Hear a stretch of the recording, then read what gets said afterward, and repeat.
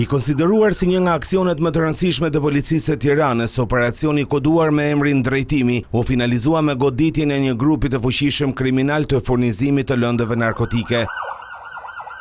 Mirland Herri, 51 vjeç dhe Luftim Hoxha, 41 vjeç, prej 2 muaj ishin në ndjekje nga antidroga e Tiranës, pasi grupi hetimor kishte informacione se ata ishin furnizues të kokainës dhe heroinës, duke bashkëpunuar dhe me grupet e tjera kriminale në qytete të ndryshme.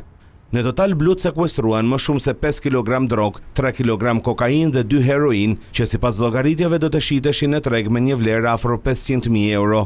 Kjo është një nga sasitë më të mëdha të drograve të forta që është sekuestruar nga policia kryeqytetit. Të njëjtat burime bëjnë me dije se 2 të arrestuarit, Mirland Herri dhe Luftim Hoxha, ishin furnizues kryesor të drograve të forta dhe i përkasin një grupi kriminal në zonën e Kamzës. Ditën e finalizimit të operacionit, blut kishin informacion se ato do të transportonin drogën drejt qytetit të Durrësit për ta shitur në doza më të vogla.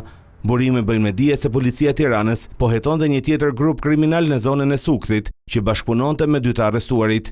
Ky operacion është në vazhdin e aksioneve të zhvilluara më herët nga antidroga, ku në muajin qershor u sekuestruan 2 kg kokainë dhe 1 kg heroin, ku goditën të tjerë furnizues të rëndësishëm të lëndëve narkotike.